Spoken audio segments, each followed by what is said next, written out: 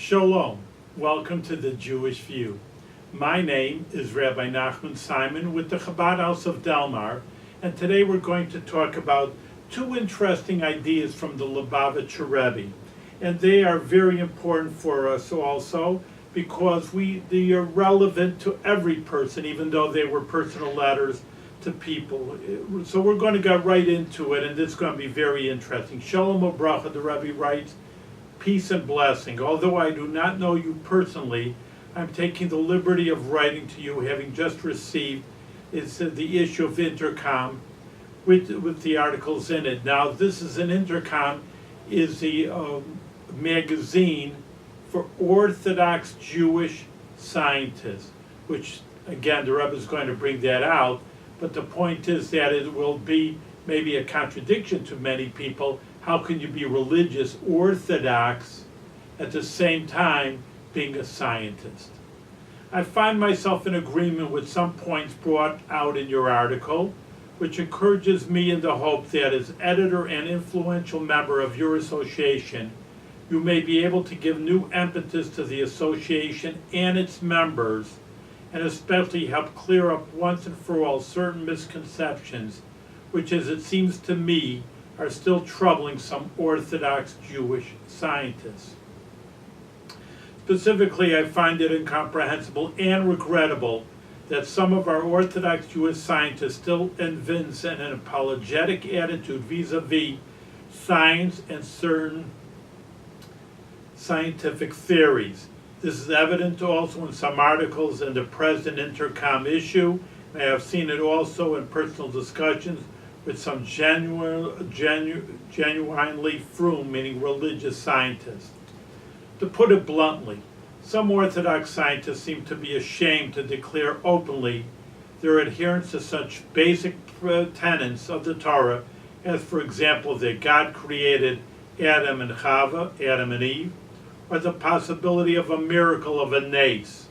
In the present day and age, as a nace is defined in Torah, namely an occurrence in defiance of the so-called laws of nature.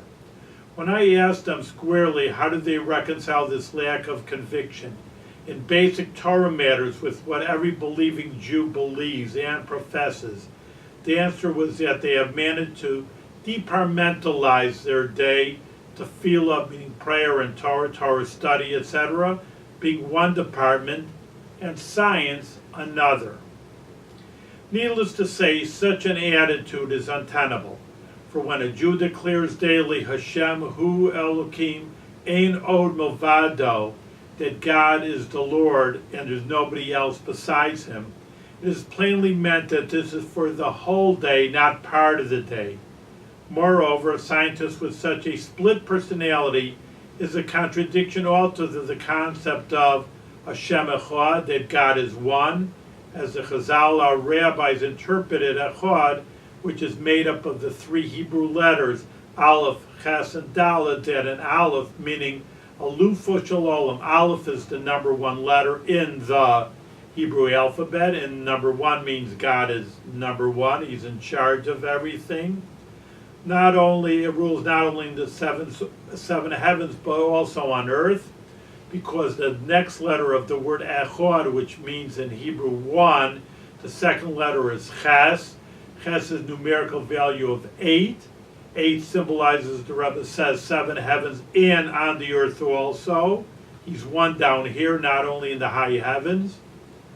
And in all of the 4 directions. Now the third letter is a Daled, and the Daled is number 4, numerical value number 4, 4 directions of the world. So God is one, up, down, and all around, you can simply say. And therefore, that if once you praise and you say that in Shema Yisrael, Hear, O Israel, God is one, he's one, he's everywhere. It's not like, well, he's one in this temple and he's one in the Torah studies, but outside in the world, he doesn't belong. You don't say that. As for the matter of miracles as it affects the daily life, the Torah view is clear. It rules that one should not rely on a miracle, but at the same time it requires every Jew to be permeated with complete faith that God acts through nature and also above nature. This is also the plain meaning of the pasuk of the sentence in the Torah, and God your God will bless you in all that you do. It is necessary to do, not rely on miracles, yet ultimately the blessing comes from God.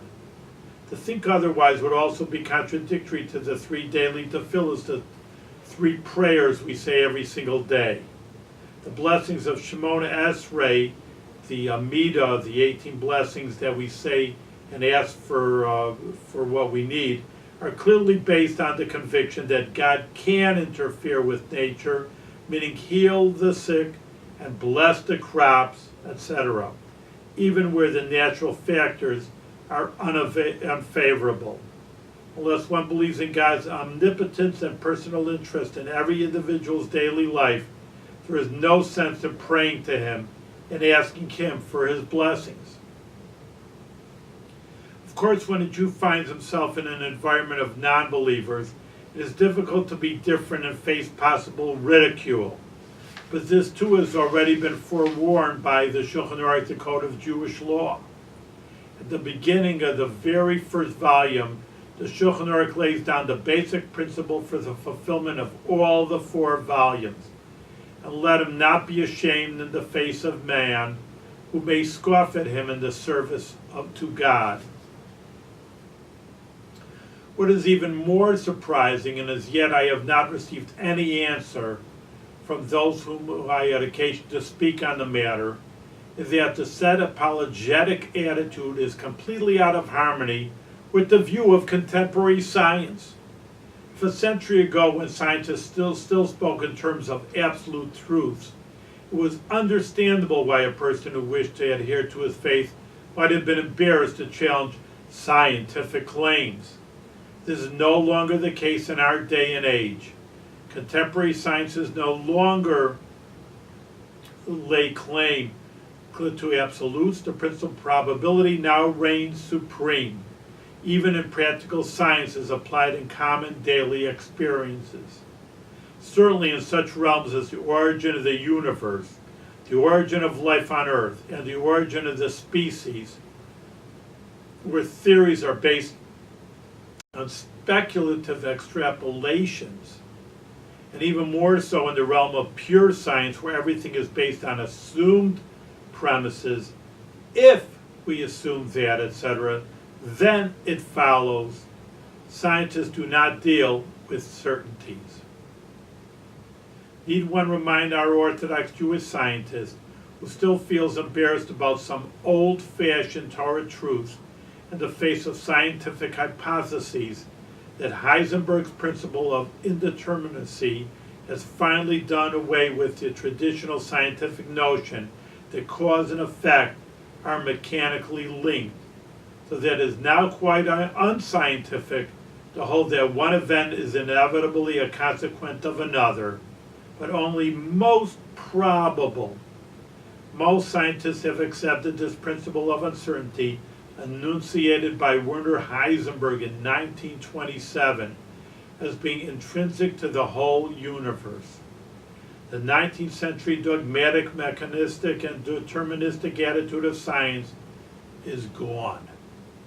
The modern scientist no longer expects to find truth in science.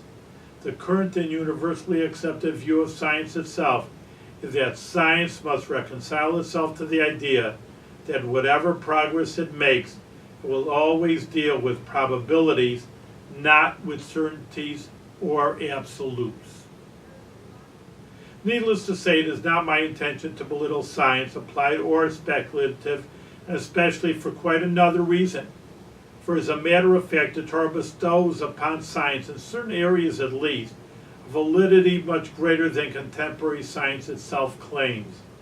The halacha, Jewish law, accepts scientific findings in many instances not as possible or probable, but certain and true. There is surely no need to elaborate to you on this. In the light of what has been said above, there is no basis whatsoever for any religious Jewish scientist to be embarrassed, since modern science cannot legitimately, and I mean legitimately, even from the viewpoint of science itself, challenge Torah from science. It follows that there is no need whatever, however well-intentioned, to attempt to reinterpret passages in the Torah in order to reconcile them with scientific theory, not to mention reinterpretations which do violence to the letter and meaning of the Torah. Thus, for example, the attempt to reinterpret the text of the first section of the Bereshit, the beginning creation story, to the effect that it speaks of periods or eons rather than ordinary, or eons rather than ordinary days, or to apply indiscriminately the dictum that the Torah speaks in the language of man, is not only uncalled for, but it means tampering with the mitzvah of Shabbos itself, which balances all the Torah. Because the Shabbos, why we celebrate the seventh day as the Sabbath, is because we believe that God created the world in 6 days and on the seventh day he rested. Well, if it wasn't 6 days, if it's billions of years old, there's no reason to hold by the Shabbos. For if one takes the words one day out of their context and plain meaning, one abrogates the whole idea of Shabbos as the seventh day stated in the same context. The whole idea of Shabbos observance is based on the clear and unequivocal statement in the Torah, for in 6 days God made the heavens and earth, and on the seventh day he ceased from work and rested. Days, not periods. Such attempts at reinterpreting the Torah, of course, the outmoded legacy of the 19th century and before, when in the face of the dogmatic and deterministic view of science prevailing at that time, a whole apologetic literature was created by well-meaning religious advocates and certain rabbis who saw no other way of preserving the Torah heritage in their enlightened communities except through tenuous and spurious reinterpretations of certain passages of the Torah in order to accommodate them to the prevailing world outlook. No doubt they knew inwardly that they were suggesting interpretations in Torah which were at variance with Torah Samus, with the Torah of truth. But at least they felt they had no alternative, but surely there is no longer any justification whatsoever to perpetuate this, quote, inferiority complex. Certainly there is no basis for holding on to views which have come down in outdated elementary and high school textbooks on science. It is very saddening to think that those who should be the champions of the Torah Hashkafa, Torah attitude, and its advocates, especially among Jewish youth in general, and academic youth in particular, are timid or even ashamed to expostulate on it. This is all the more regrettable precisely in this day and age, after science had finally come out of its medieval wrappings and accepted the Heisenberg principle of uncertainty, which makes it so easy for an Orthodox Jewish scientist to espouse the Torah Hashkafa attitude boldly and forcefully without fear of contradiction. Yet some Jewish scientists apparently have not yet managed to free themselves from the fetters of the 19th century approach and inferiority complex. Surely the time is ripe for a reassessment as to where they stand. I trust that you will use your good influence to the end, that the articles appearing in the future issues of this magazine called Intercom be permeated with the Torah Hashkafa attitude, and that the same approach should be reflected in all public lectures and private discussions. By closely adhering to the Torah, Torah Vemis, Torah which is the truth, one can rest assured of walking the path of truth, and truth does not admit compromise. I sincerely hope that you will take up this matter with your colleagues, and words coming from the heart enter the heart, especially a Jewish heart, and find a ready response in terms of action, for the essential thing is the deed. May I conclude on a note which is, of course, in no way meant as a disparagement that every Jew engaged in any scientific field will be characterized as, quote, truly believing Jew and also a scientist, rather than as a scientist and also a believing Jew. And with blessing, the Rebbe signs his name. And again, that I want to reiterate that the Rebbe himself, even though of course he was a great rabbi, on the other hand, he also went to university, went to college at the University of Berlin in Sorbonne. He was a great scientist himself. He was an engineer. So not only is he talking from a Torah viewpoint, he's talking from a secular viewpoint also, and Rebbe knows from where he speaks. And therefore, anybody has these doubts that you can be a scientist, or everybody takes science in high school at least, that even they're not a full scientist, but they believe that they were taught that the world's billions of years old, which everybody has been taught that's not the truth. It could be not, so it's not absolutely truth, but we know the Torah is absolute truth, and therefore we can take it as truth. Now, of course, I have other beautiful letters from the Rebbe, so let's continue on. Greetings and blessing. Perhaps this is an opportunity to re-emphasize several basic points. One, those well-meaning persons who felt impelled to interpret certain passages in the Torah differently from the time-honored traditional interpretation did so only in the mistaken belief that the Torah view on the age of the world, etc., was at variance with science. Otherwise, they would not have sought new interpretations in the Torah. The apologetic literature, at least a substantial part of it, that was created as a result of this misconception, relied on the principle that, as in the case of Utalashonos b'nei darkei shalom, that you're allowed to change things because of peace, there was no harm in making an innocent verbal concession to science if it would be helpful in strengthening commitment to Torah and the mitzvahs of the many.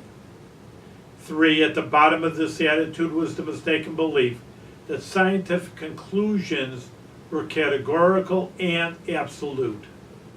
4, parenthetically, some explanation for this attitude to science may be found in the fact pointed out in my previous letter that the Torah accords to science a higher status of credibility than contemporary science lays claim to, as evidence from the rule in halacha, Jewish law, that the prohibition of Chil Shabbos, meaning that certain things that Shabbos is very important, on Sabbath you don't work.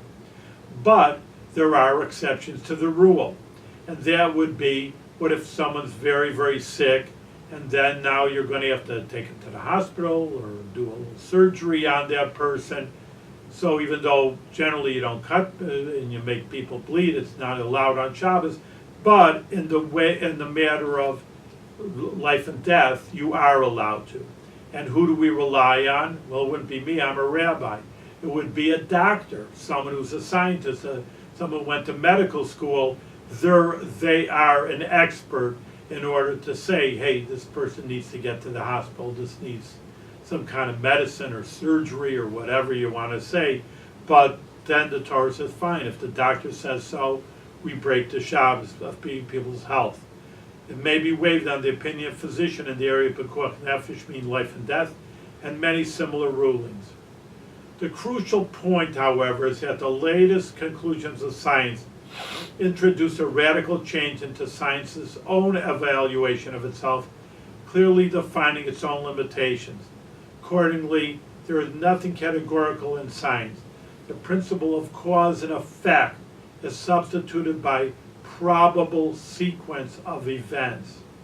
And number 6, furthermore, contemporary science holds that scientific judgments and descriptions do not necessarily present things as they really are. 7, science demands empirical verification. Conclusions are considered scientific if they have been investigated experimentally, but certainly not in relation to conditions which have never been ever known to mankind and can never be duplicated. And 8, in view of all that has been said above, there is no reason whatever to believe that science is different from scientists, can state anything definite on something which occurred in the remote past in the pre-dawn of history. Consequently, there is no need to seek new reinterpretations in the Torah to reconcile them with science as stated in the beginning of the letter. 9, apropos of your special reference to Shabbos Bereshis, to the original Shabbos, the seventh day of creation, it is astonishing that those who attempted to reinterpret the six-day creation account in terms of eons fail to even mention the contradiction of such a view with the text of a get, a Jewish divorce. It is well known how punctualist halacha, again Jewish law, is in regard to a get.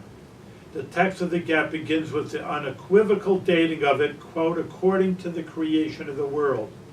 Meaning the current year it would read, and the Rebbe wrote it in Hebrew, and he wrote it for the Hebrew 5,733 years ago, which now it's been about 40 years after that.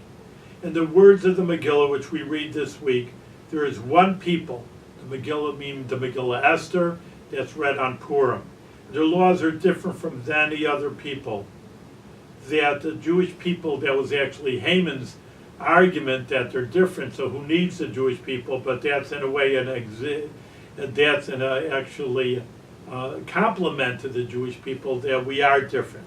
And God grant that just as in those days our people felt justly proud of their uniqueness and difference and made no attempt to reconcile their laws and customs and views with those of the people among whom they were dispersed and scattered, so may every Jew now also display the same courageous spirit based on the one and the same Torah, since, quote, this Torah shall never be changed or substituted. One of the basic Jewish 13 principles of our faith as formulated by our sages. So this is a very important idea for all of us, because we have to understand that that science, and we all took science in school, and they all told us that, there's the Torah's, they didn't maybe say it, but they insinuated that Torah is antiquated and ancient. But we have to stand up firmly to the idea that the Torah is unique. It is Torah was based on Mount Sinai. One of the uniqueness the book of Kuzari says is that, meaning that scientists don't have, like as Rebbe just pointed out, they don't have real proof, but 600,000 Jews attended the giving of the Torah, which God spoke to them at Mount Sinai 3,300 years ago. Now, 600,000 Jews, if there's an old joke, but if there's a lot of truth in it, you got 2 Jews and 3 opinions. So it's a little bit of a joke, but there's a lot of truth in it. So think about it now, that the Torah says 600,000 Jews witnessed the giving of the Torah. So let's say it didn't happen. So wouldn't there be a certain section of people, and there have been many throughout the thousands of years of Judaism, divergent opinions of what is right and what is wrong, and even today, different interpretations of the Torah. Surely someone would say, wait a minute, you're telling me I'm a Jew and my father's father's father, I never heard that from them. This is ridiculous. This is a bubble mice, and you say like a fairy tale that people made up. My father, I have my grandfather, he never told me that. He never told me this story. Who's making this story up? So there surely should be, if it is false, the Torah is false, that there should be a section or a sect of Jewish people that said they're telling you baloney. This is all a bunch of baloney. But on the other hand, we don't find that throughout the ages, and there were like I said, a lot of different arguments, and a lot of people went away from the Torah and came up with different ideas, interpretations of Judaism, but never did they say it never happened. You can't say that for other religions. That's based on the revelations of a few people. But with Judaism, it's not just a few people. Moses says, I saw God, and this is what you have to do. The entire Jewish people, again, 600,000 men, so you could say about 2 to 3 million people, children and women, that they all actually witnessed firsthand the Torah, and they in turn gave it over to their children. We have the holidays of Passover that's handed down to us, and everybody goes to the Passover Seder, and there was miracles when the Jewish people left Egypt. And again, there's nobody says this is baloney, I never heard about it, my parents never told me this, who's making these things up? And also then 7 weeks after Passover, the holiday of Shavuos. Many people don't know about this. This is the holiday which is very important in the Jewish calendar, is that when God gave the Torah to the Jewish people. And again, we all celebrate it. You know, some people, they may not, they're busy. I mean, it's unfortunate that they're not clued into such beautiful holiday as this, but they just don't at least distort it and say that it never happened at all, and I never heard about it, my parents never said this, my grandparents never said something like that. They say it's all a bunch of baloney, it's false, and no one ever says this. So therefore, that if everybody sees something, then, yeah, how many witnesses do you need to, and no one's saying the opposite to say this is the truth. So this is very, very important in Judaism. And again, many people are being bombarded from either from school or different media that the Torah and the Jewish people, or they don't belong in Israel. You hear about these kind of ideas, but it's all said in the Bible, and anybody believes the Bible. And we're talking not, even though the Rebbe was talking to Jewish scientists, just I want to emphasize that these ideas that we talked about could be understood by everybody, Jew and Gentile alike, and not only even Orthodox and not only Jewish people, that this is something that's so logical that everybody should understand it. Why people don't want to follow the logic, the Rebbe already addressed this issue, and that was that people like coming up with their own ideas, and a lot of time people, you say go right, they'll say go left. Like I say, everybody wants to have their own opinion, everybody thinks they're the smartest opinion in the world. And again, there should be interpretation. We want you to use your minds according to Torah Judaism. It's very, very important. And even be innovative in Torah, but again, within, I would say, the guidelines of the Torah learning. There's a lot of thought that could be made through the learning, but on the other hand, it has to be within those confines of the guidelines of what Torah teaches us. So that's very important for us. The Rebbe is so beautiful that, again, he's a holy man. You say he's a highfalutin rabbi, which he's very holy, which is absolutely the truth. But you see, it can come down to every person, and again, these are not any person, these were scientists, so obviously they were very learned people. But there's many, many stories, and we'll talk about in the future, how the Rebbe related to children, to people that weren't Orthodox and they weren't scientists, and the Rebbe related to every single person at their own level and who they were, and he guided them in a very, very beautiful way. The Rebbe was the Rebbe not only for the Torah scholars and not only for the Jewish people, but he really, even many Gentiles had many look for him for advice. There's stories of the military people in Israel look for advice, and he tried to guide the United States in their way of thinking. That was also very important to the Rebbe, because you have to care, every Jewish person cares not only about themselves and their families and the communities, but literally the whole world. The whole world was created by God, and therefore that they are in a certain sense obligated to be sure everybody and everything in the world is run properly according to Torah thought. So these are important ideas. I hope you enjoyed them. I always love listening to the Rebbe or reading ideas from the Rebbe, because they're so full of truth and compassion. And I hope you enjoyed that also, and tuning into the Jewish View.